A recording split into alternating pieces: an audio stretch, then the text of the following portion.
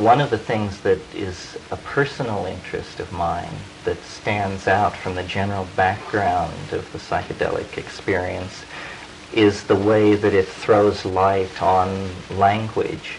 And I discovered that audiences seem fairly responsive to this question, even though it seemed to me at first fairly hard to articulate it and fairly hard to say too much about it.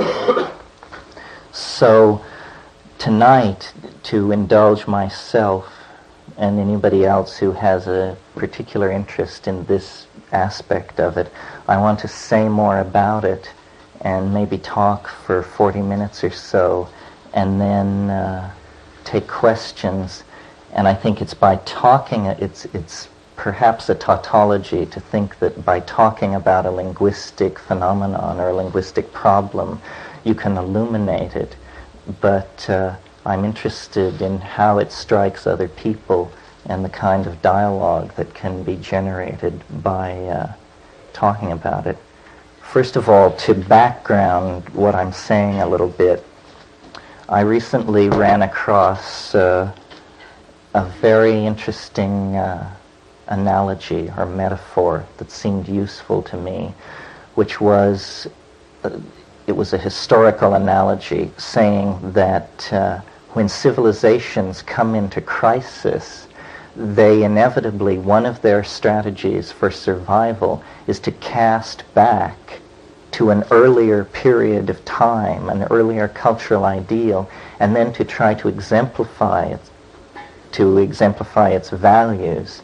And as the obvious example and the most recent phenomenon of this sort on any large scale is the Renaissance, in which the breakdown of medieval society and the rise of mercantilism generated a need to cast back into time for a set of values and then to realize them. And the period of time that was chosen was classical Greece and Rome.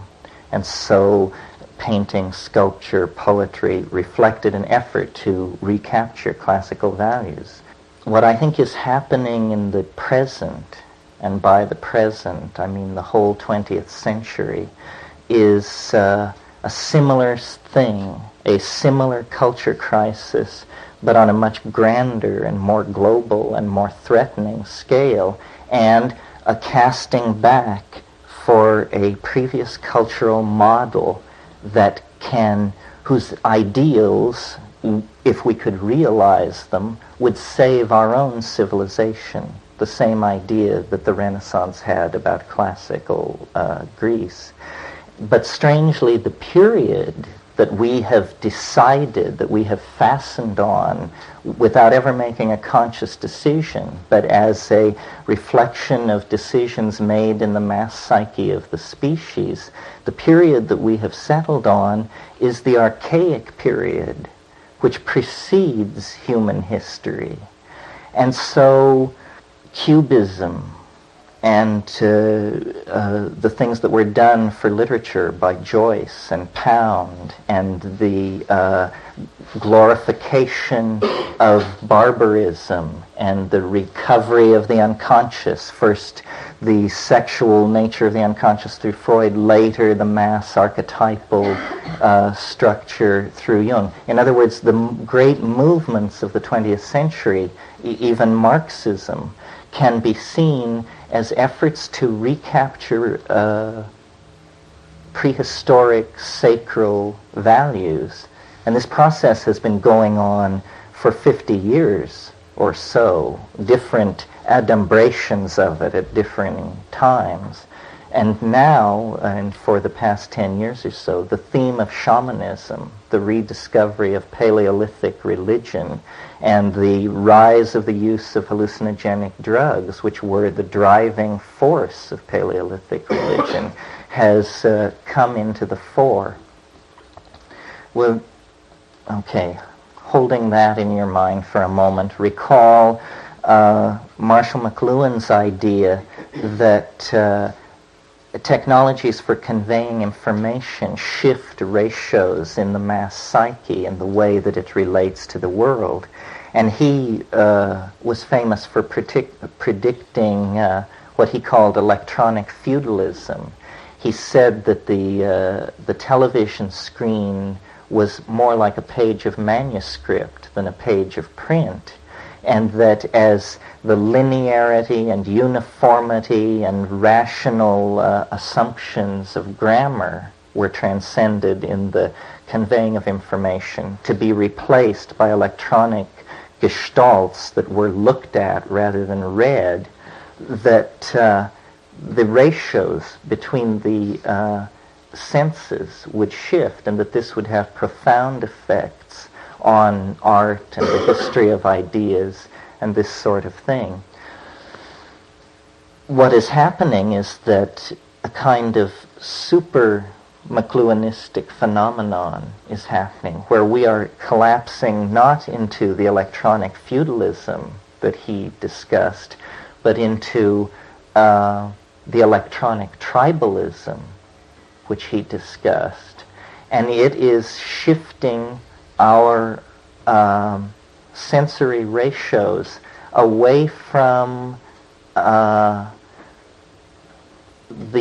audial and toward the visual. And this brings me now to my subject, which is the transformations of language under the influence of the psychedelic experience. The fact that there is a spectrum of vocal and psychological and psychomental phenomena that range all the way from the recitation of learned material through freely formed speech and into these trance-like religious phenomena that go under the category glossolalia. And these things are experienced by the people who do them as having a varying relationship to the visual rather than the audial sense. We had a discussion a couple of nights ago with Ralph Abraham about when you are asked to conjure the idea of an orange, what is this idea made out of? When you close your eyes and think of an orange, is what you think of made of language, or is it made of light? And what you say in answer to this question, what does it say about you and your the way in which you're embedded in your culture? Under the influence of psilocybin, particularly, the language-forming centers are activated, and they are activated in tandem with the visual cortex, so that forms of synesthesia are experienced, which are linked, first of all, to sound, so that people singing control the fabric of hallucination through sound. And we found this to be true of ayahuasca in the Amazon, where definitely the shaman's use of voice controls the fabric, the visual fabric of what's going on. But there is yet another level to that phenomenon, which is, with the addition of meaning, the control of the visual surface, the topology of meaning, if you will, rather than the ongoing decoding from a dictionary, is transcended. Meaning then is able also to work its adumbrations on this topological surface, and you see into, well, there are different ways of cognizing it. The place where the Ursprach is coming from, the assembly language that lies behind all formalized or culturally validated languages. Wittgenstein called it the unspeakable. It's the place where explication cannot go almost by definition in order to avoid a tautology. Well, now it seemed to me that the nearness of these tryptamine hallucinogens to normal metabolites of brain chemistry and the fragileness that people like McLuhan and Julian Jaynes have shown to be a part of the way we construct our world. In other words, that it's a delicate balance of chemistry and language and history and these sensory ratios. That given all this, it seemed probable to me that this phenomenon encountered in deep psychedelic experiences with psilocybin actually has a potential historical impact. It is a kind of human ability which is at present submerged in the psyche, contactable only by the shamanic means of journeying into historical hyperspace. In other words, of going into that place where the adumbrations of the future are intense enough that you can have an intimation, at least, of what is to come. And I think this is what is to come, and it is a kind of telepathy, but it's not telepathy as we imagined it to be. When I imagined telepathy, I thought of it as hearing another person think and having them hear you think. This is something where the modality of meaning is shifted out of a common dictionary that is a cultural convention and into a shared visual topology which is examined by both parties, both the speaker who caused this thing to be and the audience who shares the space where this is happening. It's interesting that beta-carbolines, which are used to accentuate the hallucinogenic effect of DMT in these ayahuasca preparations in Amazonas, is very definitely a part of normal human metabolism, brain metabolism. And the MAO inhibition that it's performing on DMT that is introduced from the outside is a mirror image of the kind of function that it's performing in the brain. So the shifting of these sensory ratios is causing language to become more visual. And at this point, I always have to quote Philo Judaeus, who was a first-century Alexandrian Jew who talked about the logos. And I have made analogies between the phenomenon I'm describing and the logos. But in the critical quote, what he said was that a more perfect logos was possible, and that it would be a phenomenon which would pass from the modality of being heard to the modality of being beheld without ever crossing through a quantized point of transition where you could say it was one, now it is the other. And I think the cultural shock waves that will be generated by the emergence of visible language will totally transform the culture to the point that the point beyond the end of history, the entry into hyperspace, the eschatological monad, all these religious or theological constructs about history are actually intuitions about language undergoing this transformation. Now, several things about this transformation. It's obviously not something which the culture is doing as a decision. It isn't like home computers and cable TV. It isn't being brought on as an information utility. It's something which is being imposed from outside. And I think it is, I'm sure most of you are familiar with the Gaia hypothesis of homeostatic regulation of the environment of the earth through the interaction of all life acting as a single organism.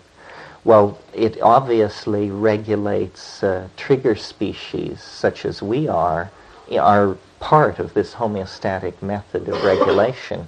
And I think the gradual evolution of language is actually the gradual lifting of the veil that is imposed between ourselves and meaning by the planetary ecology.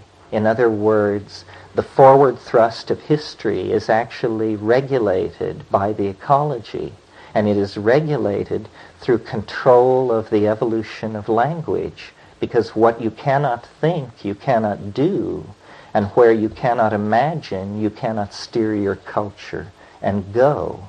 So I'm proposing on one level that hallucinogens be thought of as human macro, almost social pheromones that regulate the rate at which language develops and therefore regulate the evolution of human culture generally. Now, one final thought about all this. It seems clear to me, and I've mentioned it in the other lectures, that the evolution, that another aspect of what psychedelics are doing and an aspect of what's happening to the culture generally is its transformation into a space-faring species, and that the momentum for this has been building for millennia. It is not something that was decided in the 1950s. It is in fact what we're all about. I looked at a book recently by Terry Wilson about Brian Geisen called Here to Go, and he asked the question, what are we here for? And he answers himself, we're here to go. And I think there's great truth in that, especially in the current historical moment where it's clear that man as a species and the planet as a unified ecosystem have become antagonistic to each other. And this is not unusual in nature. In fact, it's a phenomenon that occurs between a mother and a fetus. When the fetus comes to term, when the birth is imminent, it must happen.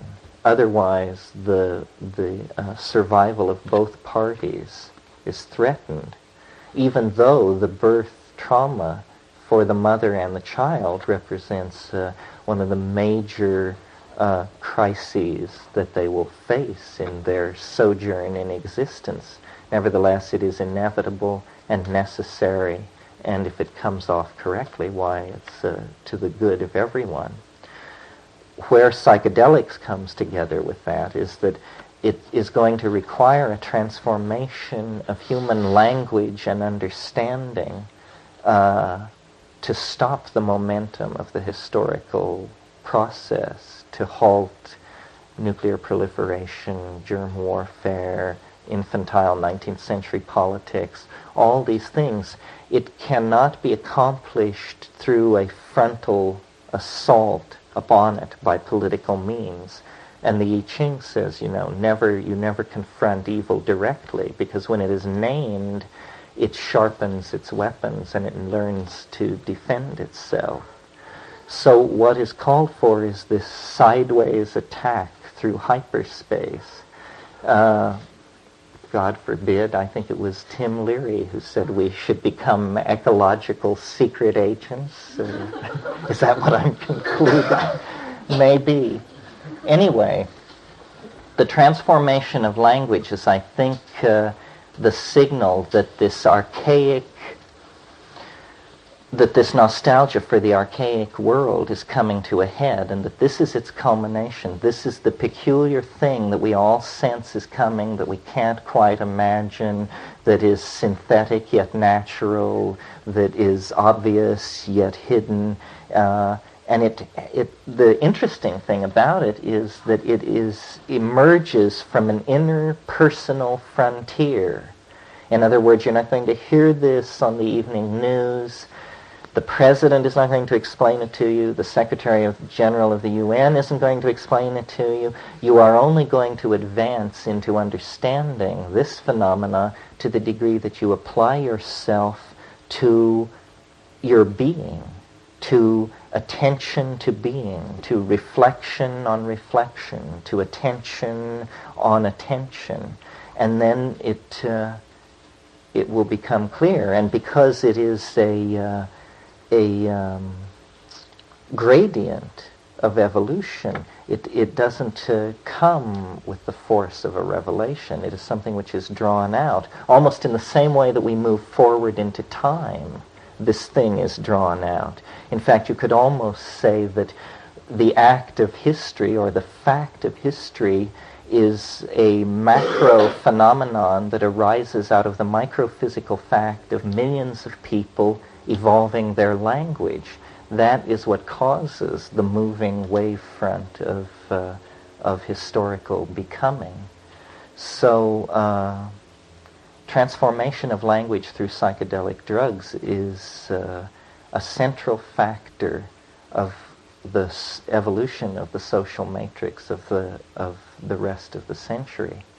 My brother is working on the theory, putting together the argument for the idea that actually human history has always been mediated by man's interaction with hallucinogenic drugs, and that this is the pheromonal regulator that links us to the rest of the ecology.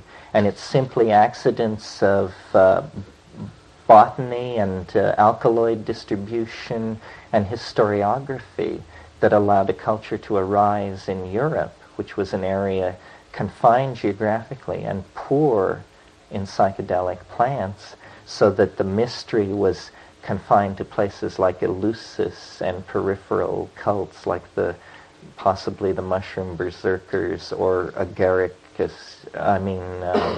Amanita-using cults in the Arctic regions. And because of those accidents of botany and geography, a culture was able to get loose from the tight constraints that the unconscious imposes. But nevertheless, that culture then was the Promethean culture, the Faustian culture, which claimed the energies which will then send the mind tribes to the stars. If it had not been for this historical episode, we would essentially be at the Amazonian level of culture, which is suspended in the hallucinogenic dream, but oblivious to the historical forces which are bearing down on that. And tribalism is a social form which can exist at any level of technology. It's a complete illusion to associate it with low levels of technology. It is probably, in fact, a form of social organization second only to the family in its ability to endure. Are there any questions at this point? Yeah, that last generalization sounded real broad. Maybe you could expand on how tribalism is a social form that can exist at any technological level. Well, I think it's an attitude toward genes and property and information. The institutional, hierarchically structured societies that we associate with our own culture, which I assume we define consciously or unconsciously as somehow the superior culture, is just inherited from tribal organization, but with a need to abstract the leadership quality so that control could function over wide areas. But electronics actually is, the entire human community is enclosed in a light second of travel. So the globalism is real. I mean, when I first read McLuhan, it seemed to me very true, but a thin voice crying in the wilderness. It was hard to see if out of all the trends working in society, that was how it would come to be. But it certainly seems to be so. I think, it's as H.G. Wells said, history is a race between education and disaster. And I think, that education was losing that race until electronics came along. And now I would probably be optimistic. I think that there is a global commonality of understanding coming into being, and it is not necessarily fostered by institutions. For instance, the invention of the microchip, which makes possible the personal computer, it was actually thought to be a mistake. it was not fast enough for the Defense Department purposes that it was engineered, that the research project that produced it was aiming for. And they produced instead this weird thing which they couldn't imagine what to do with because it was too slow for any military or industrial application. But someone realized, that it was just fine for human beings, and that it would shift the pieces around on the board in the war between freedom and oligarchy and human individuality and all these forces which seek to oppress it. So I don't believe that the historical process is under the control of any of the many institutions that would wish to control it. The break between nature and man has been overstressed, I think, and that we should realize, that we are very strange, but you can find very odd adaptations at many levels. And when you look at the global ecology, you see that there must be a species like us, or otherwise it would mean that evolution gives up at the planetary level, that somehow when it encounters the edge of the atmosphere, it just says, okay, well, that's it. If the star goes, we all go, and there's no way around that. But actually, the obvious way around that is a technical species, a minded species that will open a hole using energy and understanding through which everything could escape if it had to. Because as the data flows back from these probes moving out through the solar system and beyond, it turns out that the 19th century intuition of catastrophism was very correct, that the universe is in fact a very turbulent place, and that you only have to open your time window a little bit, to like 100,000 years, for the probability of very turbulent events that a global ecosystem would react to, and strategies have to be evolved. I mean, Francis Crick has come out with his belief, the panspermia idea, that life actually evolves in a deep space environment and is conveyed then to planetary environments where it can adapt and evolve evolutionary strategies by cometary material. At one point, we suggested that Stropharia cubensis, the psilocybin mushroom, was actually an intelligent species whose whose strategy of evolutionary advance was the spore, which could actually go into a kind of suspended animation for hundreds of thousands, millions of years, and by that means radiate through the galaxy over very long periods of time. And that seemed like a very radical idea at the time. We hypothesized that spore liberation by an agaricus on a planetary surface, then through Brownian motion and accumulation of global charge on the surface of the spore, that there would be a small number of these tending to percolate out of any given atmosphere. And given the enormous amounts of spores that are released, you could make an argument for this kind of evolutionary strategy. But Crick, who discovered DNA, makes a much wilder hypothesis, which is that you don't even require a planetary ecosystem for DNA and life chemistry to evolve, that it can evolve in ultra-cold regimens in interstellar space and then be conveyed to various planetary chemical regimens where it can respond and grow. And all of these things, life, which we know from the rock that is dug out of the South African chert, you can date back to at least 3.5 billion years.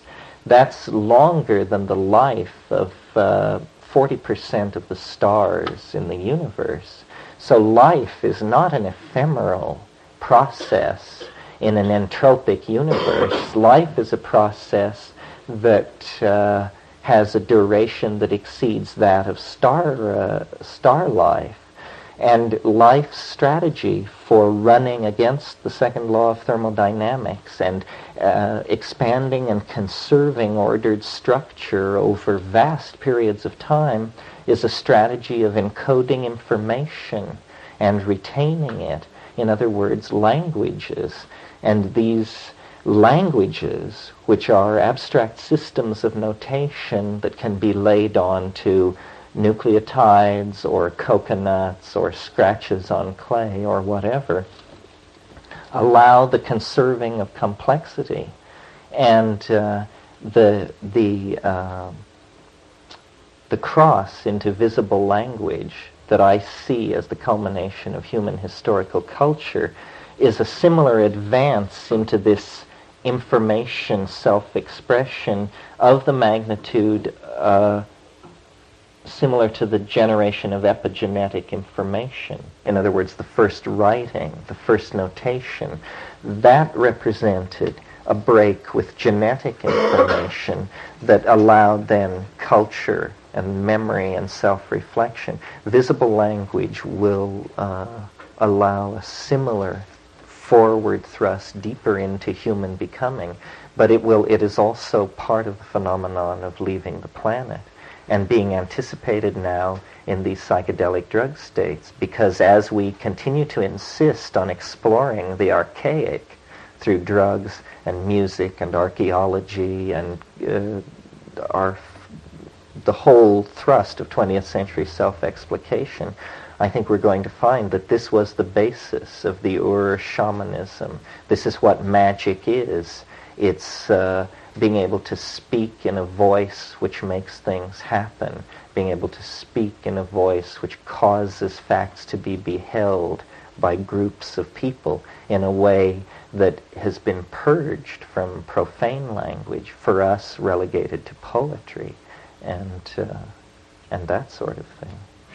Visual or beheld language have any basic structural units to it, like an alphabet? Or would it be something so abstract that you couldn't... Well, people had to look at language probably 15,000 years before Noam Chomsky was able to write down the 15 rules of transformational grammar. There may be some a pixel or an alphabet or a reducible unit to it. It doesn't seem like that. It seems like, maybe topology, that we could imagine that René Thom's catastrophes, of which there are 7 good in 3 dimensions, but as you add dimensions to any system, the number of these potential catastrophes increases. And Ralph Abraham has described a number of the hyperdimensional catastrophe states. Perhaps it could eventually be recognized as a grammar of catastrophe flow, where it changes first into one thing, then into another. What you're asking basically is, what is the meaning of meaning? Or put another way, does language eventually become somehow a mirror of mathematics?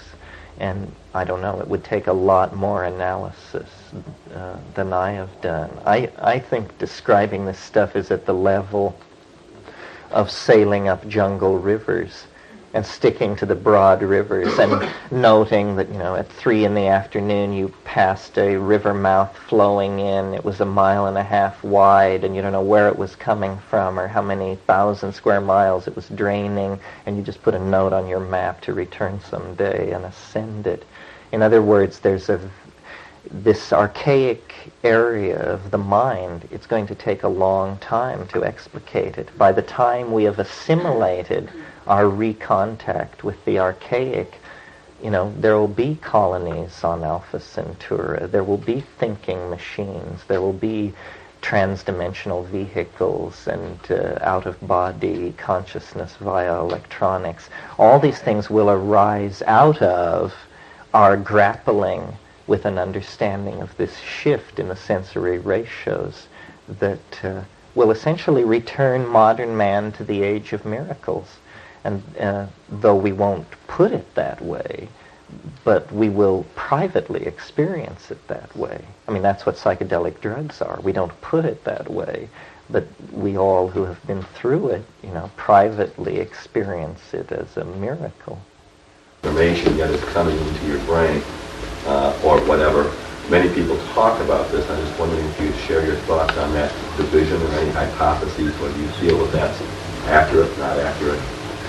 Well, it seems as though there is a tuning mechanism that you must somehow, by trial and error, find how to twiddle this knob, and you move through these very concentrated areas of information. And some of it can be blindingly personal, some of it appear to be movies of historical periods, some of it appear to be conform to Jungian stuff, and then the alien part of it. And I don't know. I mean, this is the area I work in. I've held all kinds of opinions about this information and finally decided, that it's too early to say what it is. There's a school of New Age, or I don't know exactly how to put it, but the Seth books and that the Ilse Schwaller de Lubitz and these people, where it's just nobody asks any hard questions. It's just, oh, you're channeling a being from Arcturus and they're laying the law down. Fascinating. What are they saying? Well, that's interesting what they're saying, but more interesting is trying to actually work up close to the mechanics involved in this channeling. And I'm very skeptical, and yet it hasn't stopped me at all from doing it. I mean, I talk to them, but I don't give away the barn or the cow. I just try to engage in dialogue. And, some traditions are very blasé about this sort of thing. Buddhism, for instance, Vajrayana, it's just, oh yes, many worlds, many beings, all kinds of beings on every level, and you have to learn to deal with them. But that's well and good until you actually are dealing with these beings and go through like that wonderful moment in Rosemary's Baby where she says, my God, this is really happening. Well, there are those moments where you realize, that this doesn't appear to be a hypostatization of discriminating intellect. It appears to be some kind of 8-armed schmiggy which is coming at you with all these implements. And I don't know. See, I think it's going to take a long time to sort this all out, and that in order to learn what we had to learn about matter to leave the planet, we had to really put ourselves through a head trip and close down the imagination, or deputize special people to be imaginative, who we called poets and then labeled irrelevant. It's going to now come upon us, and science is flowing into this area and beginning to recognize that it must have a romantic component. This is just the way of things. Ideas beget their opposites and then are subsumed by them. Anyone? Could all this be related to the crisis in art? Well, I don't know whether you mean the crisis since 1905 or 1975 or which. Well, I'm not. It's not exactly a crisis. Art. The goal of art is to be incomprehensible, or a portion of it has to be incomprehensible. I think these paintings at Lascaux and Altamira, which are now dated at 19,000 years old. When the first ones were discovered in the 1890s, they were thought to be 400 to 500 years old.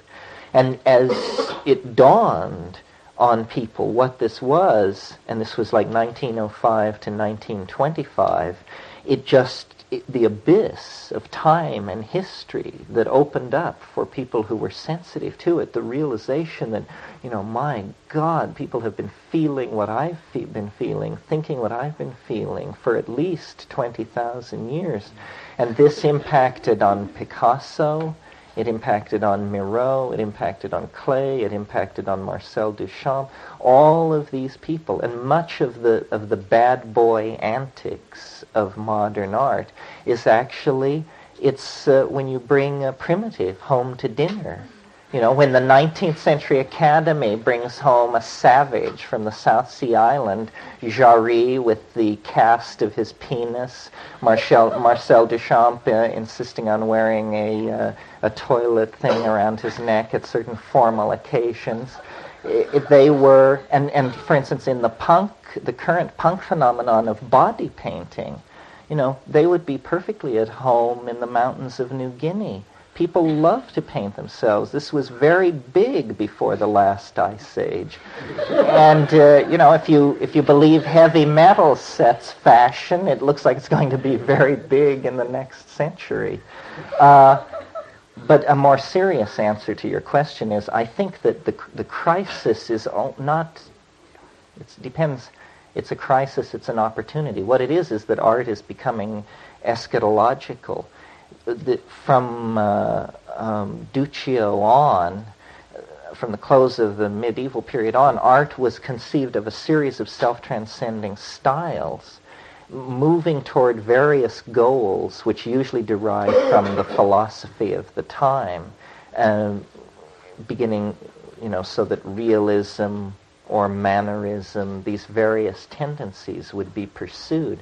What's happened in the 20th century with the legitimizing of experience and the legitimizing of experiment and the destruction of the patronage system in the academy is that everything happens. There are people painting in New York today in the style of Jan van Eyck and making a living at it. And there are also people doing all kinds of things, but it's very, very hard to pick out a new piece of art I don't think, the art of the last 20 years has been art outside of time. Since the middle 60s, since William Wiley and funk and all that stuff began, it's impossible to date art objects. They can have been made any time in the last 20 years. This is what eschatological time will be like, a transcendence of style and people simply working in these various modes of self-expression which compete in a great atemporal carnival wherein, unfortunately, the values of the marketplace play too great a role, but no other way of mediating it has been found. Part of what's happened to art is that it's been transformed into an enormous industry that must produce objects to decorate the apartments of the affluent on all continents who want to, have art and be involved in art. But they don't have enough power to dictate style. They'll take whatever's put before them, which is very liberating for artists. Anybody else have anything on their mind? Information structures. Uh-huh.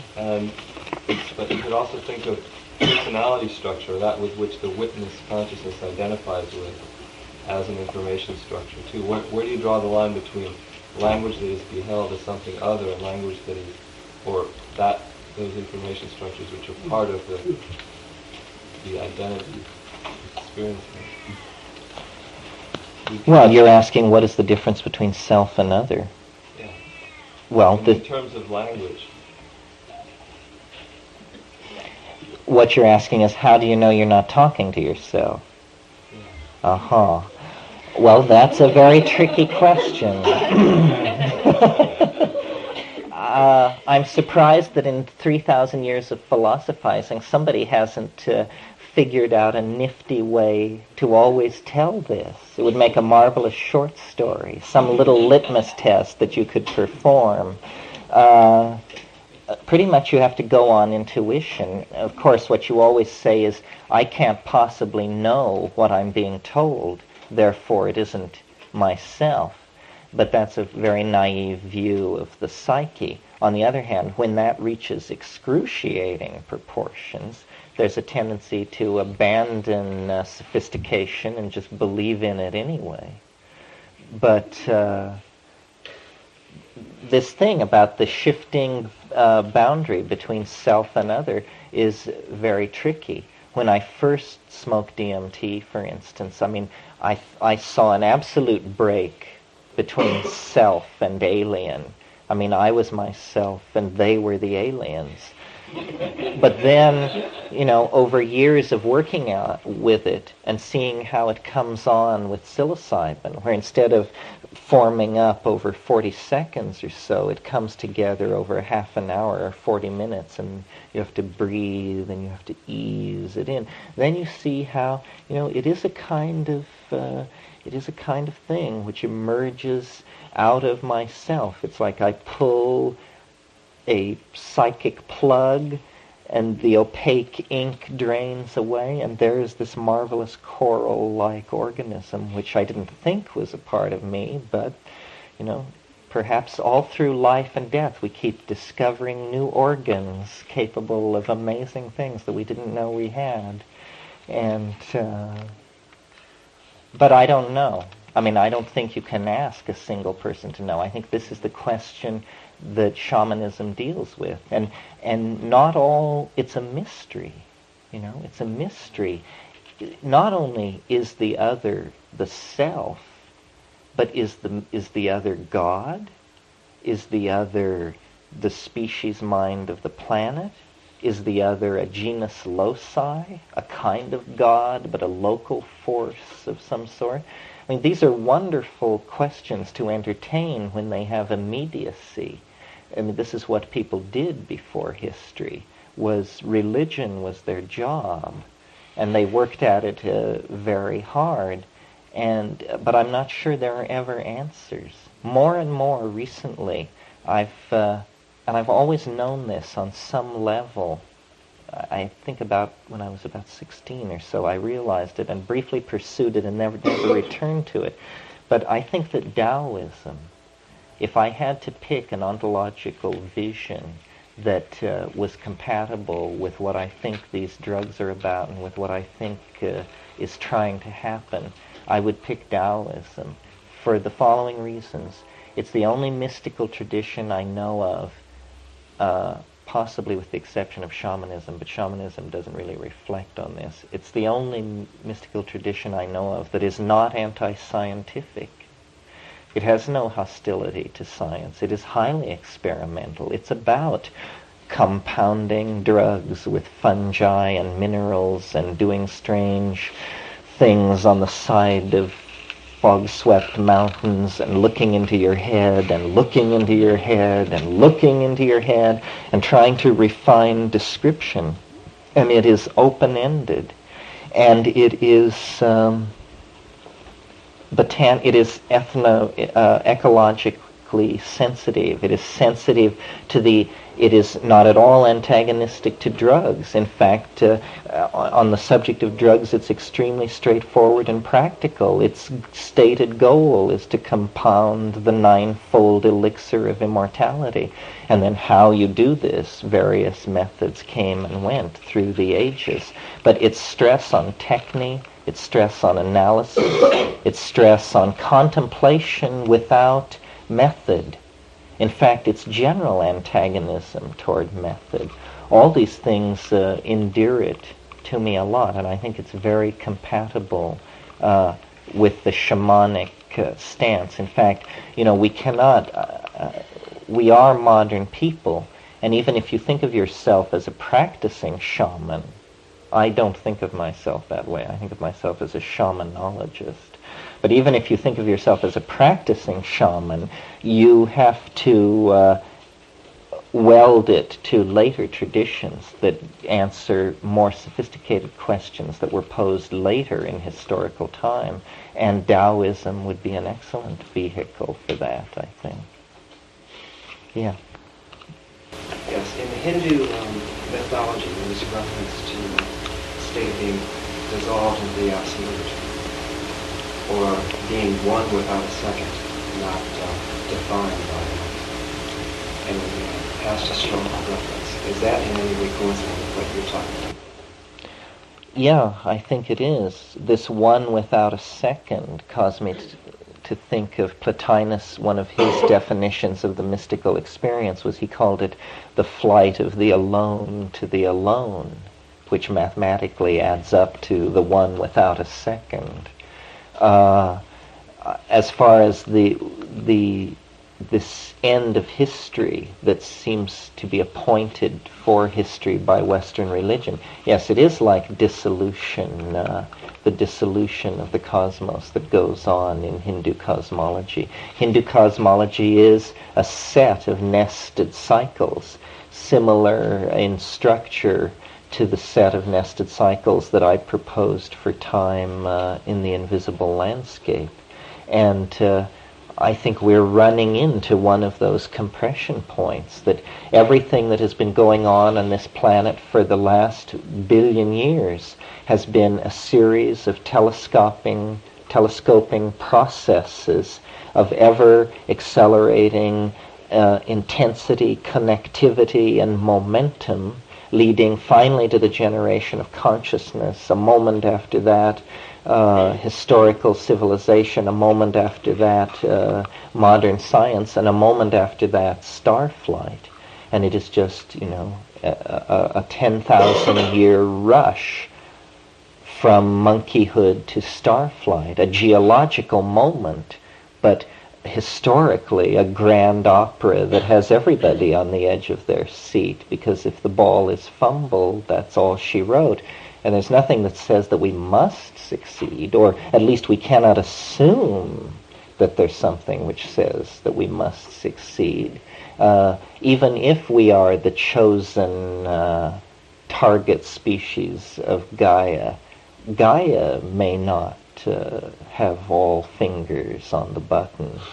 We don't know where our own power ends and begins, and where the power of the other begins and ends. And so we have to make our way carefully into these dimensions.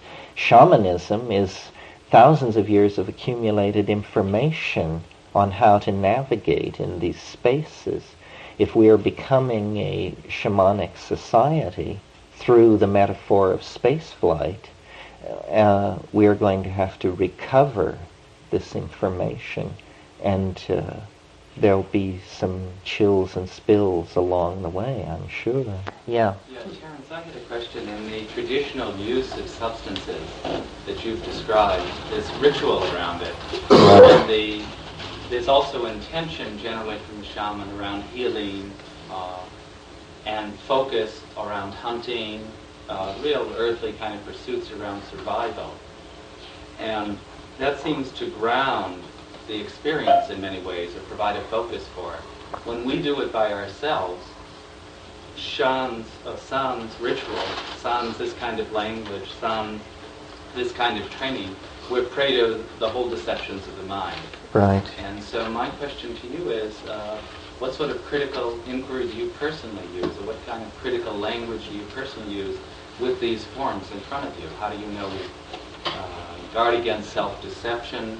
You use the word critical analysis. What does that mean? Translate practically. Well, it isn't so much in confrontation with the being that you have to have this critical analysis.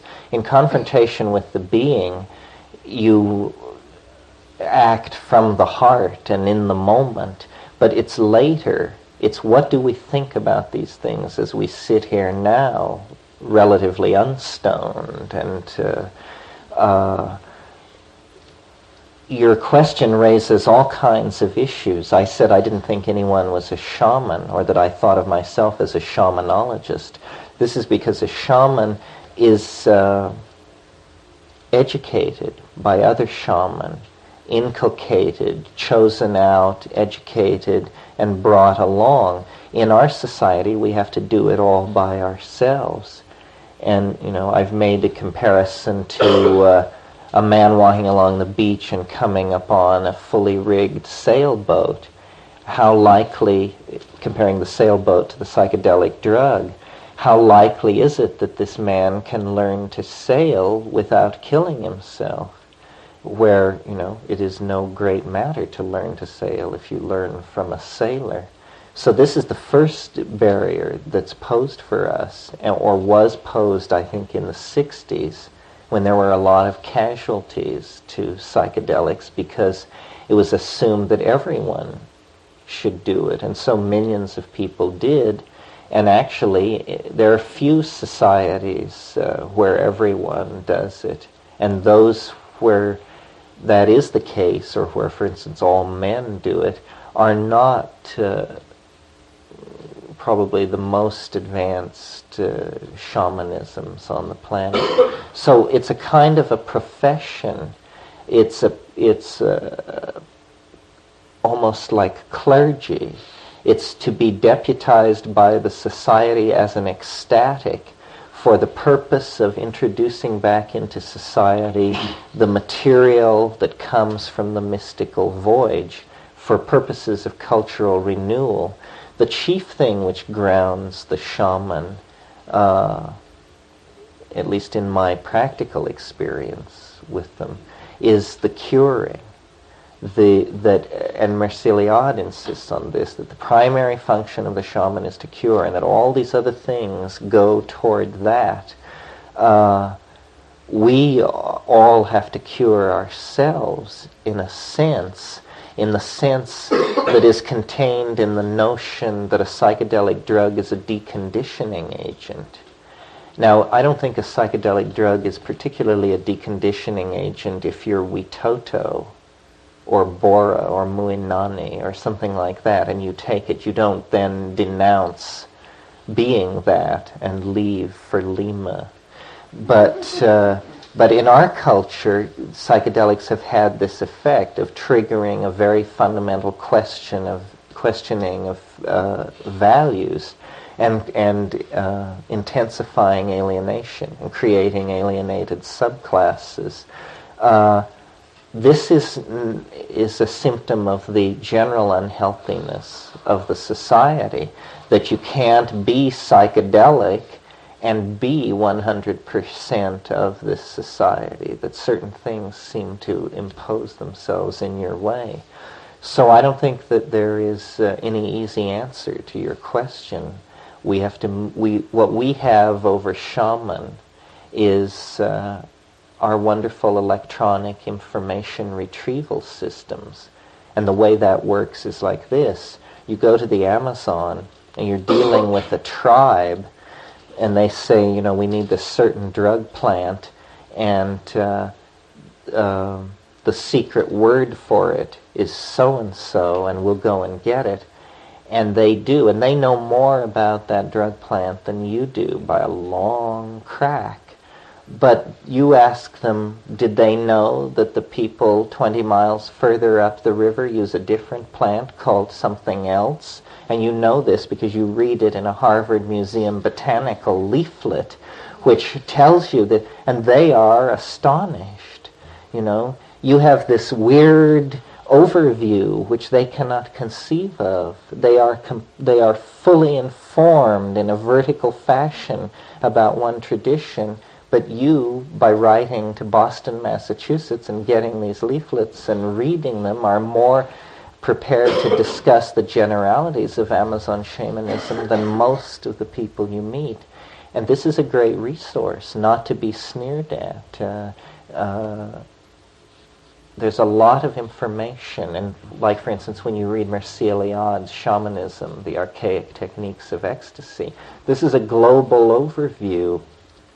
And I'm not saying you know more than any one single shaman knows about shamanic ecstasy, but you have a certain kind of knowledge which prepares you, a generalized cosmology which prepares you. And these are the best maps that we have, so we have to make use of them. Yeah. Could you comment on how that issue relates to the more general one that seems to contain it, of the turning towards the archaic, the attempt to recapture or reintegrate the unconscious forces after a period of deliberately not being able to do so as a society, and how that's going to affect both individual and social change over the next visible historical horizon? Well, obviously, just on the surface of it, Freud in Civilization and Its Discontents made the point that sexuality is necessarily repressed for civilization to be possible. Sexuality is being redefined in this modern context, in an archaic context, so that it becomes more generalized. The romantic ideal gives place to a kind of tribal ideal. This is obviously happening and related to psychedelics and this effort to recapture the archaic.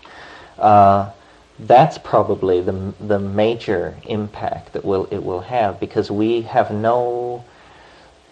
our hang-ups are all hung around the issues that sexuality posed for civilization and the various solutions that were found in various times, all of which were, or none of which were ever viable. This is what makes us feel sort of uncomfortable about ourselves, is there's never been a set of social rules that worked so well that most people weren't involved in trying to subvert them.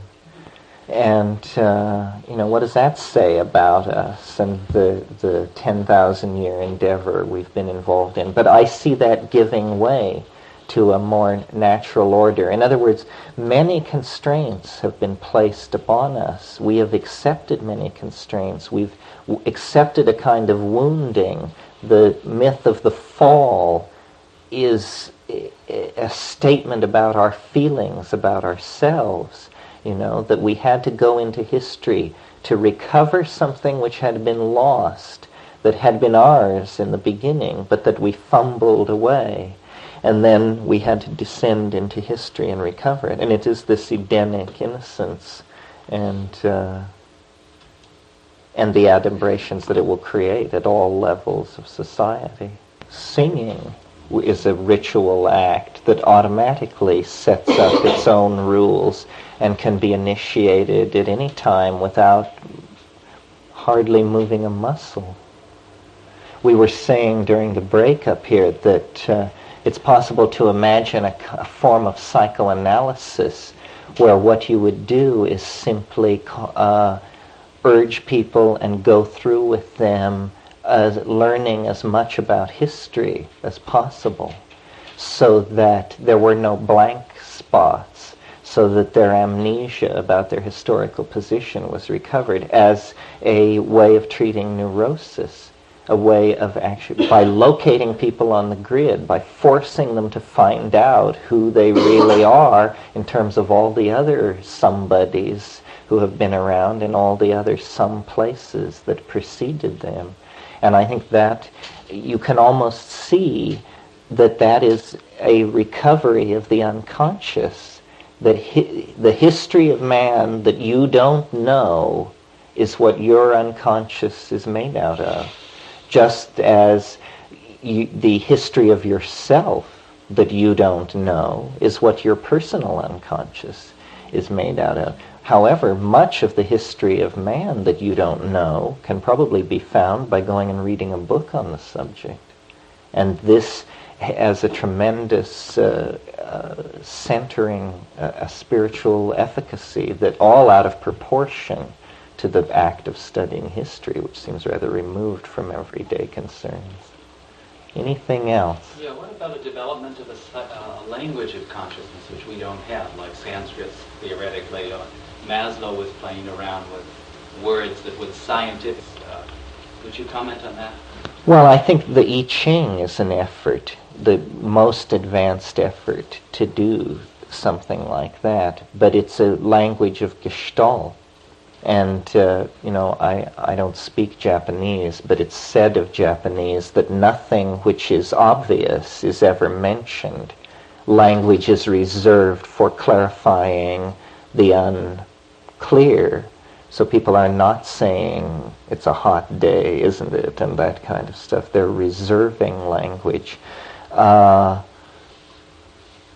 the other possibility is, that the visual language is this, and that as more and more of it is experienced and done, it will be realized. It is the visual language, I'm not sure I stressed this evening, but it is perhaps non-translatable into English because it is a language of emotion, where emotion is seen to be as subtle a spectrum of integrated gradients of meaning as, or integrated gradients of combination as meaning has.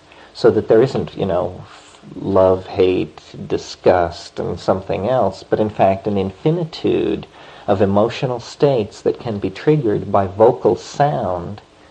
And in a way, of course, I'm simply describing singing, wordless singing, except that I'm describing how that can rise to an ontologically different level and become so emotive that you understand very subtle differentiations of emotion.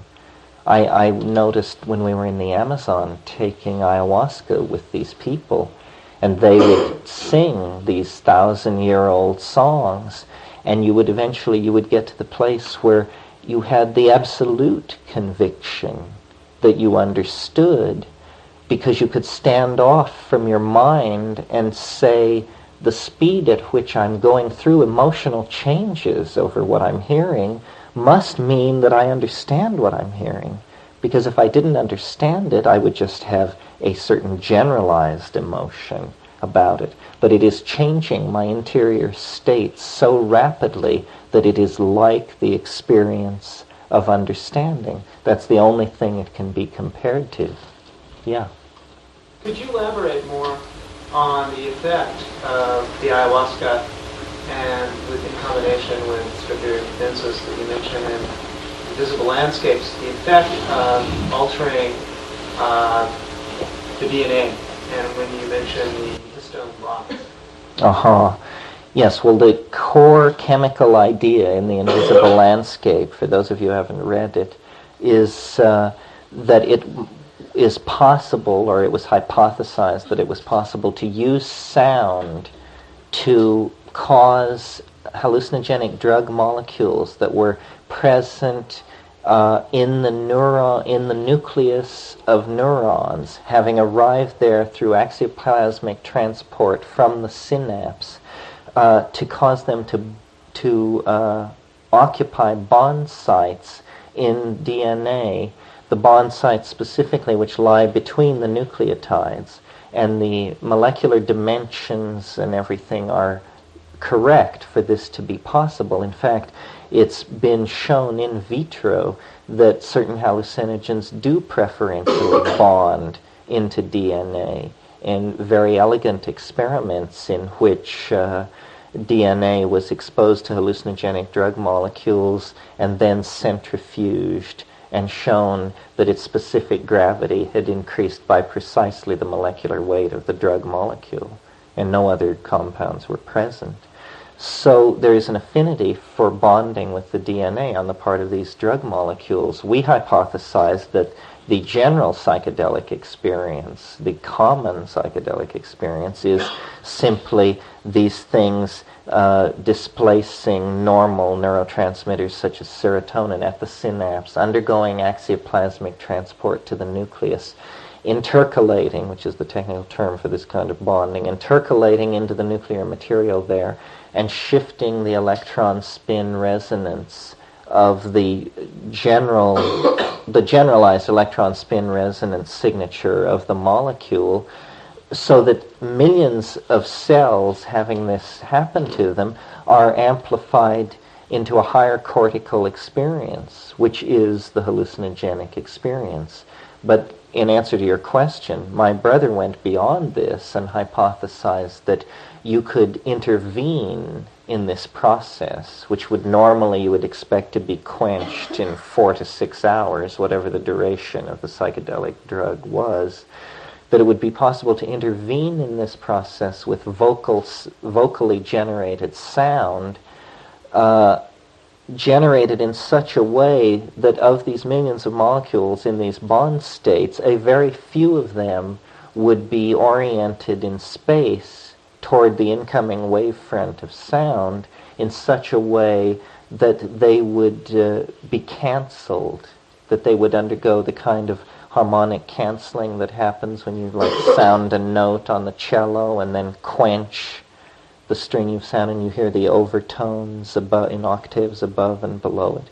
And he felt that this could be done with the human voice and performed an experiment to test this idea, which seemed to indicate that it was possible, or at least that some bizarre drug synergy was prolonged and triggered by vocal sound. And we have never proceeded into this any further. It would be easy to do so. You would get square wave generators and oscillating systems, and you would try to tune into this sound because it's a very specific sound. Now, it sounds at first preposterous that quantum acoustically mediated quantum mechanical chemical changes could be controlled by the voice. But you have to remember, populations of millions of molecules are involved, only a very few of which have to fulfill the complete set of special conditions that would allow this situation to arise. And also, it isn't generally realized at what level the human perceptual apparatus operates in relationship to quantum mechanical events. For instance, a single photon can be registered by the human eye. I'm sure some of you who had chemistry sets when you were children, they threw in a little thing called a spinthariscope, which was nothing more than a closed tube with a little lens in the end, and at the other end a speck of radium on the end of a pin, and then a phosphorus screen behind it. You would sit in a dark room for 10 minutes and then look into the spinthariscope, and you would see flashes of light coming out of the phosphorus screen at the end of it. Those flashes of light were single photons being released from the phosphorus matrix by the impact of decaying hard radiation from the radium. In a similar vein, a single molecule bumping against the tympanic membrane of the human ear can be distinguished, and they've done this in very elegant experimental situations. So actually the human sensory apparatus, for what a continuous picture of the world it gives us, is under experimental conditions shown to be rather closer to portraying the quantum mechanical nature of reality than we might expect. So I don't think it's, on the face of it, preposterous that there could be technologies of vocal sound and control of physiological states of oneself and other people through the controlled use of sound. After all, if you are of the brain theory of consciousness and believe that every thought that we think is accompanied by chemical changes, the breaking and forming of chemical bonds, well, that means that as I speak to you, my voice, if you understand me, or maybe if you even don't understand me, is going through a continuing process of generating and breaking down hundreds of compounds as your brain takes on a configuration somewhat analogous to the configuration of my brain at the moment of speaking. This is what communication must be seen to be by people who have a hard brain theory of consciousness. What if you don't know anything about any of this? Well, then you're probably in better shape than all of us. You should go to the side of Cold Mountain and compound mushrooms and draw cold water from a well and thank lucky stars that that's the situation you find yourself in. In other words, knowledge or verbal facility is no proof of knowing what you're talking about. It's just verbal facility. No, I think the Taoist thing, I'm coming more and more to it, to see that it's its open-endedness, its insistence on humor, it's not grinding a bunch of dogmatic knives. And now I'm talking about the cultural ideal of Taoism. Taoism became secularized and, played power politics at various times in the history of China, just like the other Chinese religions. But its ideal remained the psychedelic ideal, I think. And it's basically a dropped out idea. It isn't that you should return to the court and take up the counsel of the king and try to save his ass. It's that, someone else can take care of that. But these Taoist immortals became strange people. I mean, they were fleetingly glimpsed from the road, running naked in the woods as people passed to and fro. And knowledge, I have said this before, made the analogy between understanding and gravity. That, as something becomes gravitationally more and more dense, it eventually is so dense that light can't leave it. No information can leave it. It's said to be a black hole. It has curved space around itself, and no information can leave it. I think as you advance on the path toward enlightenment, it becomes harder and harder for people to understand you. And when you finally achieve enlightenment, you can't say anything at all. And anything you say must be misunderstood. That's the proof that you're enlightened. If you're a perfect black hole, you must be incomprehensible. No information must leave you. So if you understood anything I said tonight, it's a perfect proof that I'm far from enlightenment. But thank you for coming anyway.